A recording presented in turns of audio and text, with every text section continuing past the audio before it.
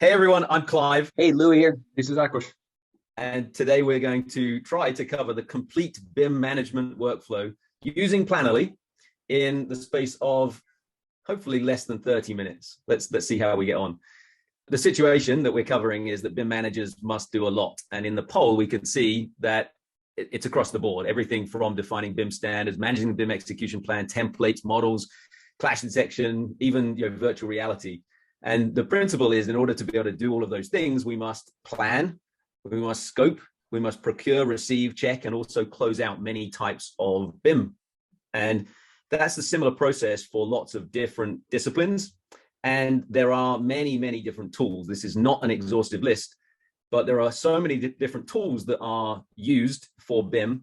Some of them have been created dedicated for BIM, and some of them have been created or used from a historical perspective for business and project management in general. And so we have this BIM management workflow that generally is kicked off from whether it's an EIR or a BIM execution plan, depending on what type of project and where you are.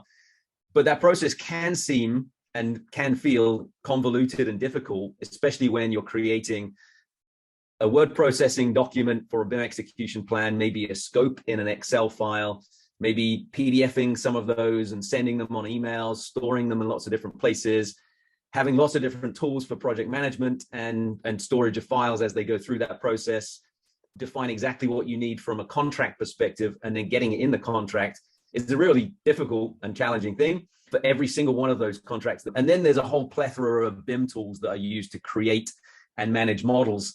So it can be difficult. And today we're going to talk about, and it's all going to be demonstration, but today is all about how we take the best parts of those tools, not all of them, but a lot of those tools, and help us to plan early to make sure that we get the right scope and contracted and be able to verify that throughout the workflow. Louis, you're going to be the plumber in this example. Yep. Akush will be the architect. And without further ado, let's take you through a demonstration. So Plannerly is in a web browser. We are going to go into a project that has had minimal setup, but just we've defined the teams and the team members so we didn't have to add those while you're on.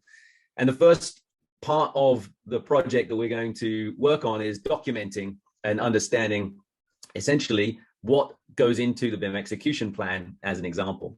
So if I go to the plan module, and if I was to simply look for some of the templates, the BIM execution plan is one of those templates out of the box. If we wanted to be selective about which pieces of that template we would want to use, we could simply click and then deselect certain parts potentially, and also investigate what's in each of these sections. So in the project information section, the first section, we can also see that we are using smart fields to automatically complete this data based on information that is in the project already. In this example, we're just going to say, let's include a BIM execution plan and hit create. And if I open this first section, I can see that a lot of that data is already completed, like the project title is completed from the database from the project title. And a lot of the other parts of the data is so added automatically. I'm going to start to share this. Yeah, Louis, go for it. You could, so I just wanted to mention, you can set these and customize these in your template so that you're not just in one document, multiple documents. And that way it's you quicker from a template to a shareable, ready document much more quickly. You don't have to find and replace the project specific data. You kind of set these points all over the document and then manage it in one database. Yep, absolutely. And if Akush, you would maybe jump in there and start to complete some of these. So I'll take my hands off the wheel. I can see, yep, so you've added a date and then a project description maybe. This is going to be an awesome project. You're right. Yeah, it also helps guide those who are collaborating. So in this case, Akash already knew where exactly to put his information. So it gave him a placeholder to go and look for that kind of content or replace that kind of content in the document. Absolutely. Yep. And okay, yeah, so as we were describing there is these bite-sized approval pieces, and really they are units of thought that can be reused throughout the project. And if we have also other units of thought that maybe we have from a library, These can then also be accessed and added just by simply viewing them and dragging and dropping them into our project. And by doing that, we can also embed them at certain hierarchy levels and change the order of these. I can also embed them and drop them underneath. As we go through this process, this bite-sized approval process, I can then say what is published and authorized for use and what is just shared so that teams can understand those and be only using the parts of the document that are ready. Yeah, teams really like the flexibility of dragging and dropping their own content. So if you are working with other team members, you can mix and match a process, replace a process or a certain section in a document that may have been improved in another project, and you want to bring that piece in. So it just makes it very interchangeable, flexible, a lot easier to keep on improving your document as you go through a project. Yep.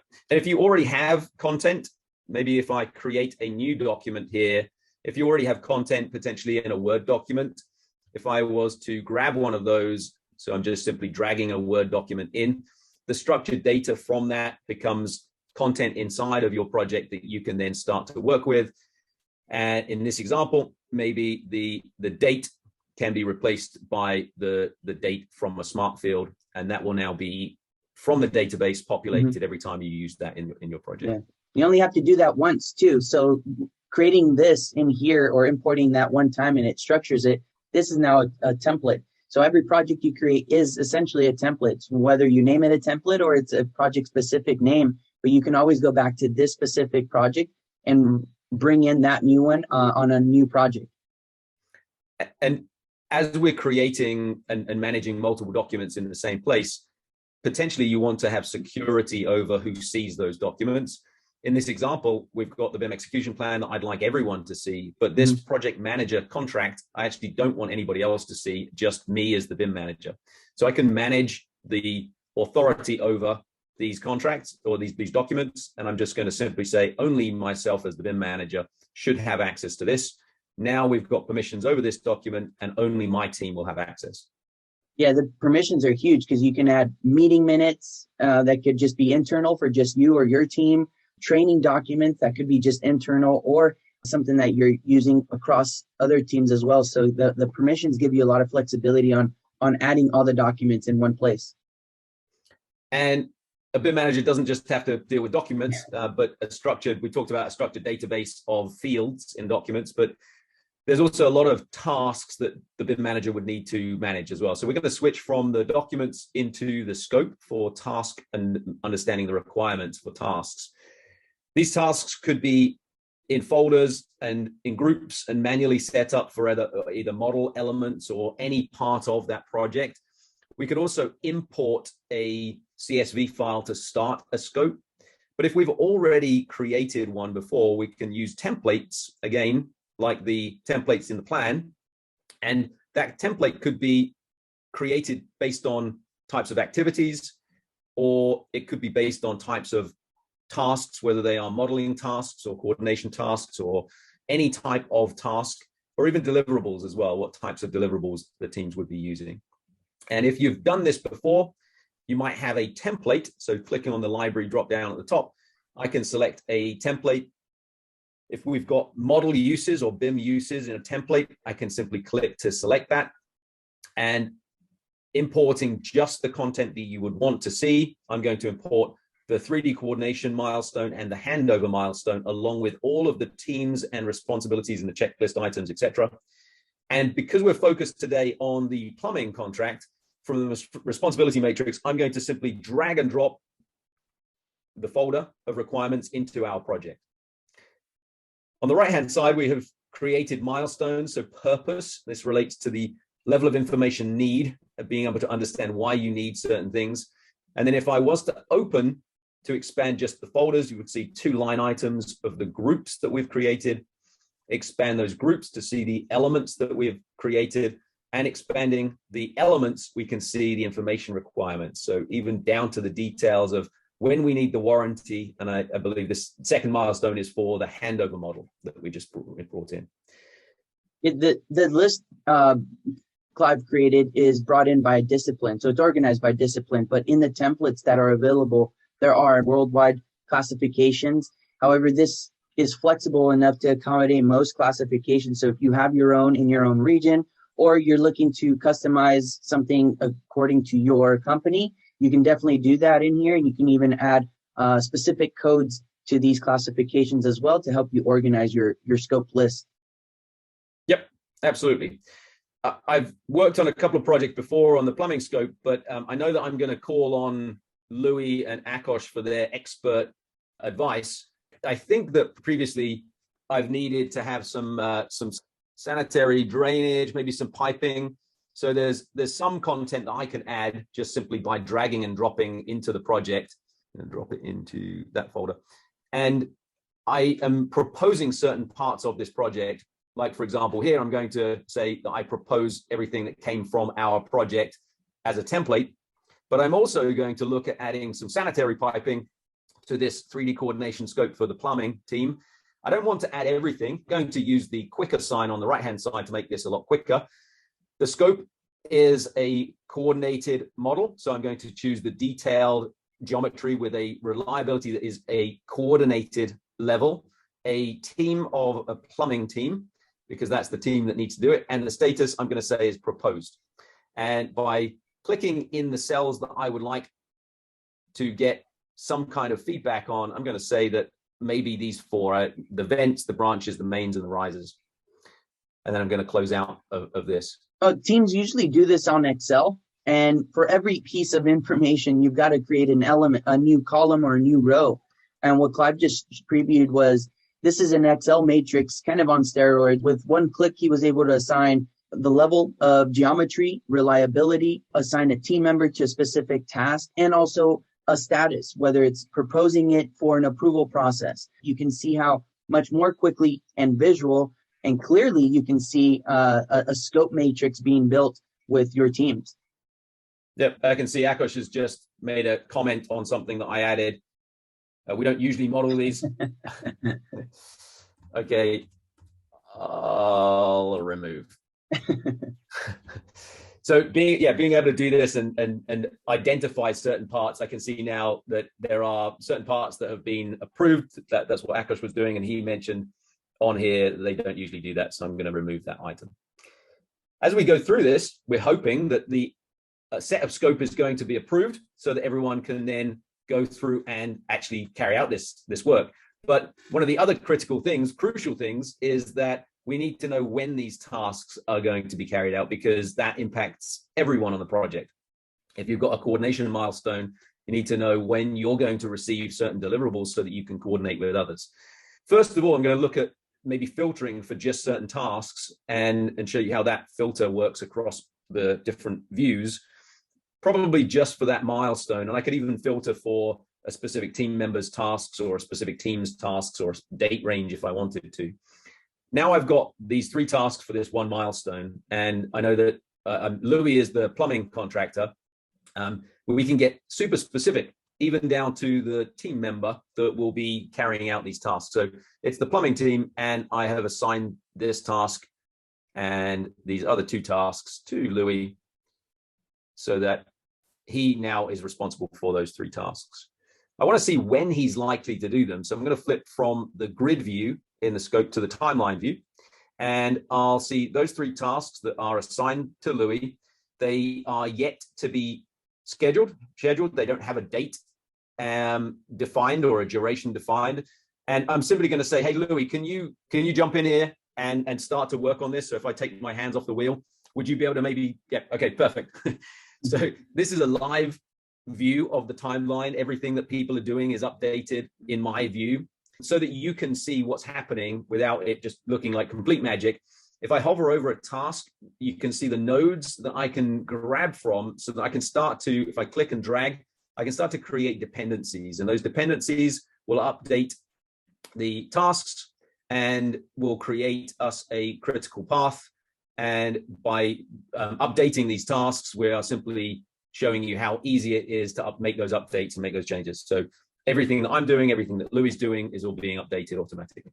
Yeah, one of the key takeaways here is the list you created in your scope grid was also the same list in your timeline. So it's not copying and pasting or exporting a list to take to another platform and scheduling, you're essentially are starting your start and end dates on the same specific tasks as your scope contract or your scope grid. So, efficiency is what we've been working on to improve for you and your team to go always be looking at the same content, same list, essentially being literally on the same page.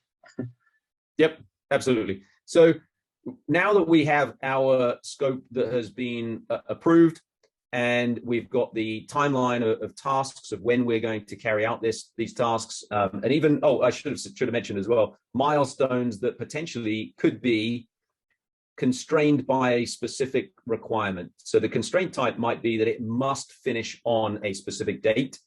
And that date is now going to mean that if I was to change something upstream, we can see the impact and potentially see how that might restrict us from making a change in the future.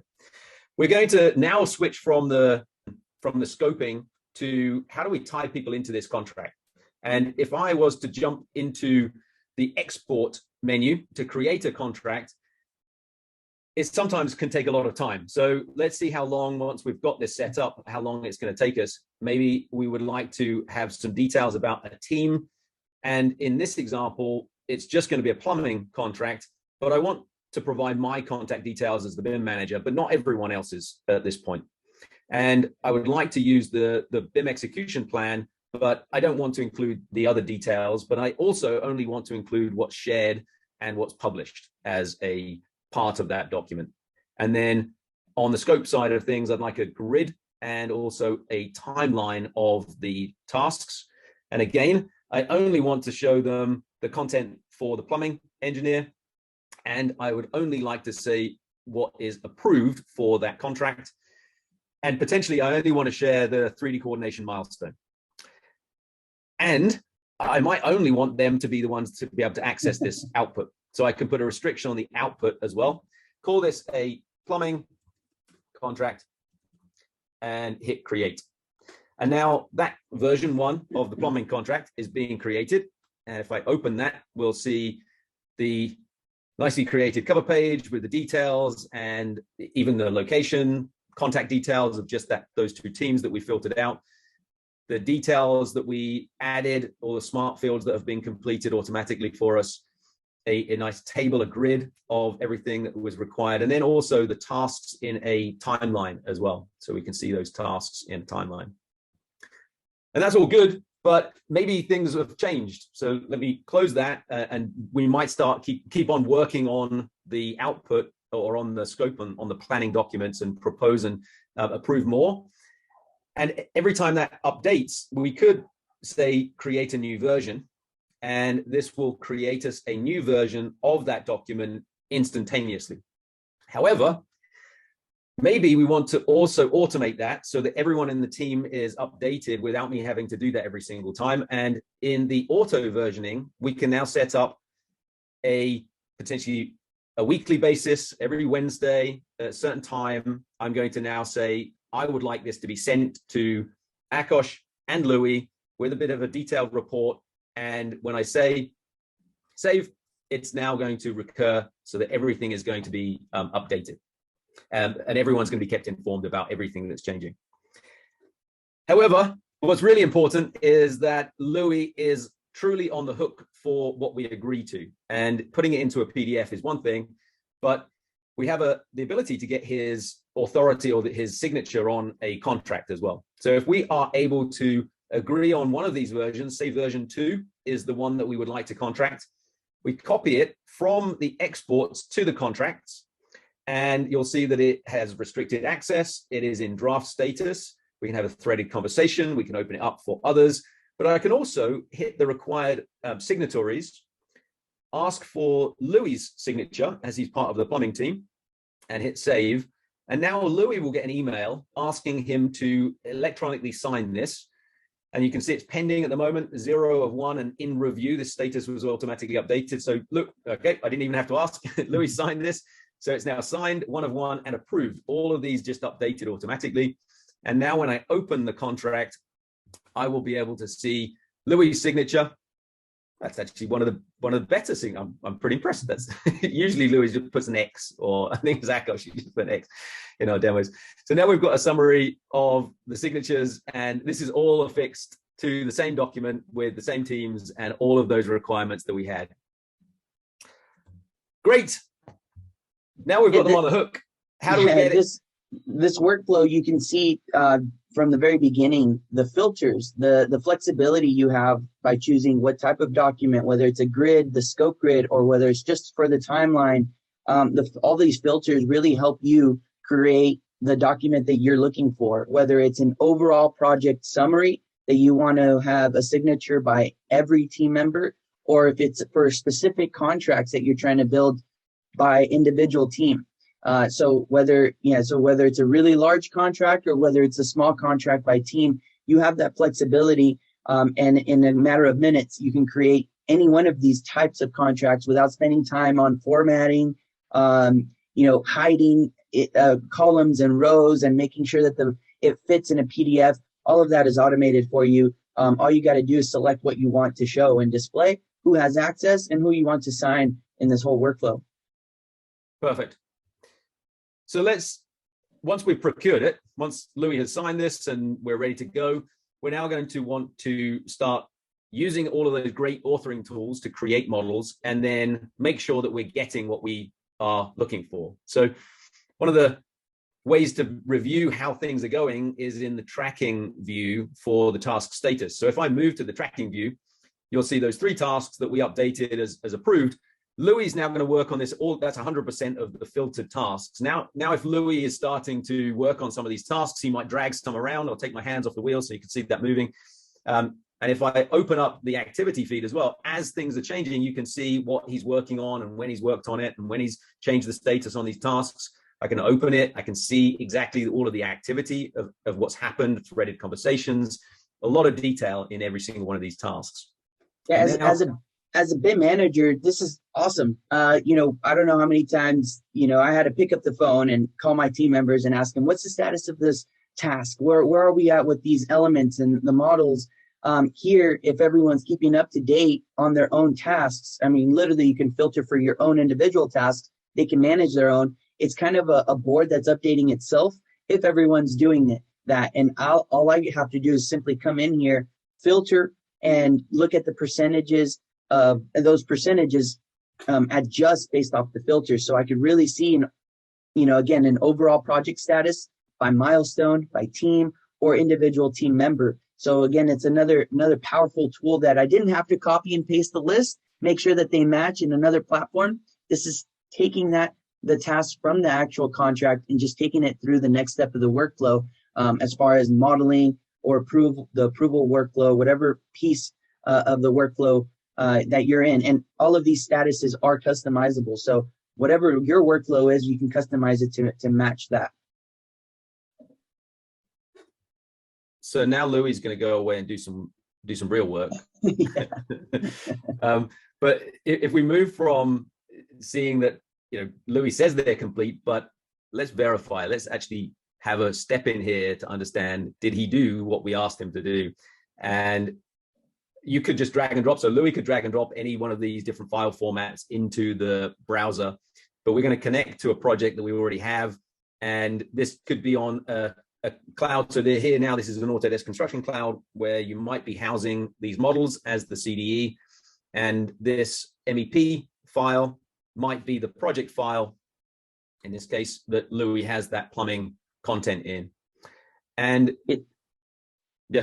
typically the best practice here is, if I have completed this, I would be the one uploading the model or the version. We just wanted Clive to show you how that would be done. But this is where, I am submitting these tasks and submitting this version of this model for 3D coordination. Yep.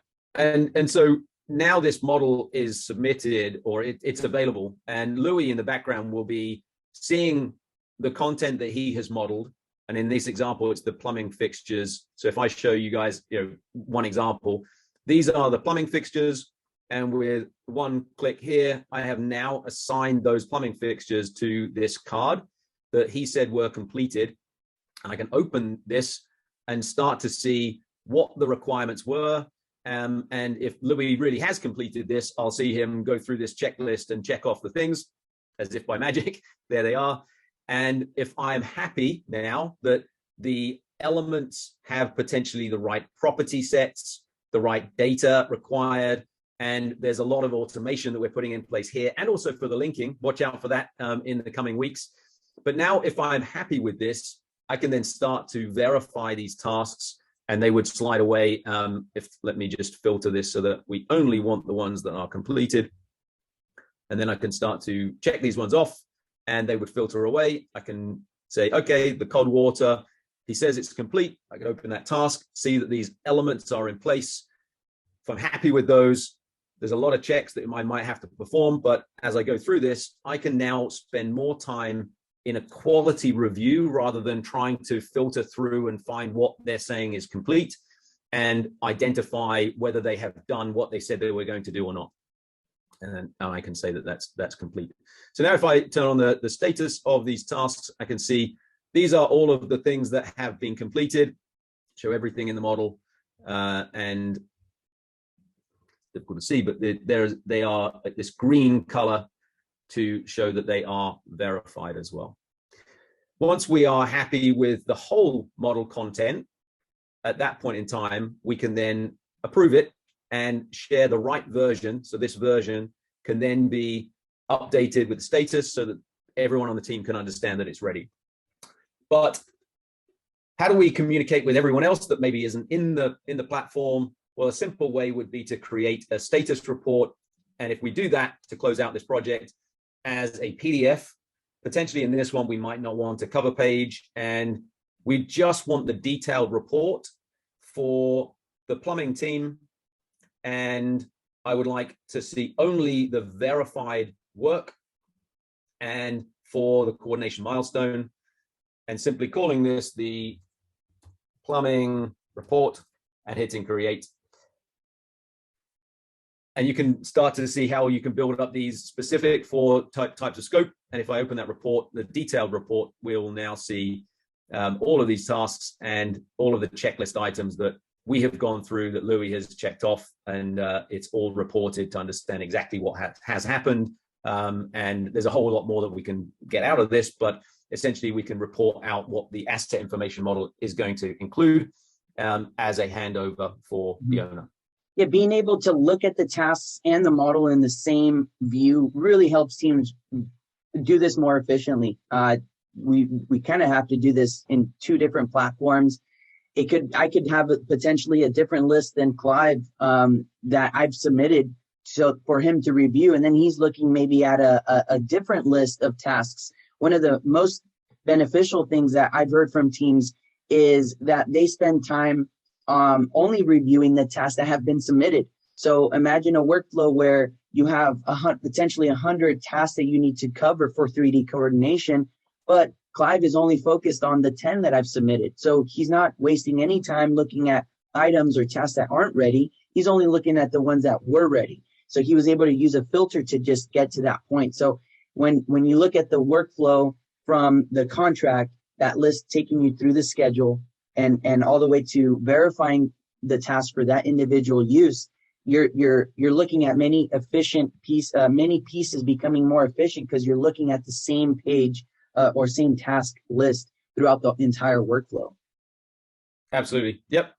And to summarize, I mean, Louis, I think you did a great job there. Sorry. No, totally. It means my job will be easier. So a BIM manager must create a lot of documents. Having them in the same place and permissions and having bite-sized pieces is amazingly useful.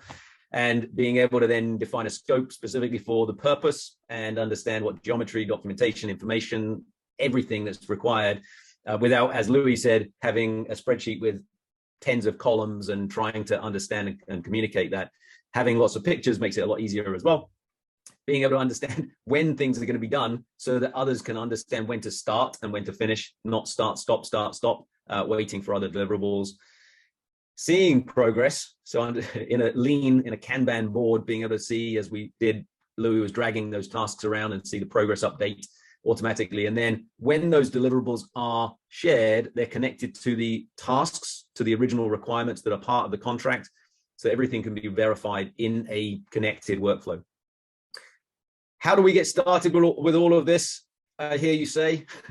We've got lots of videos. Take a look on the Planoly YouTube channel. I think we'll throw a link into the chat for that. Watch a bunch of episodes that are also recorded on our website and also on the YouTube channel. And a must is enroll in the next webinar series. We will let you know when that is starting. We have some pretty cool, much more detailed demos, and it's leading up to a really big release for us, which we're pretty excited about here, and we'll share more about. There's a lot more automation and a lot more interesting features and some new branding as well. Second thing is to sign up for the Information Manager training and certification course that ranges from basic to professional to expert, which is following the ISO 19650 workflow. And the third one is obviously buy a project. We've made it stupidly cheap, and there are some new plans in place that you can take advantage of today.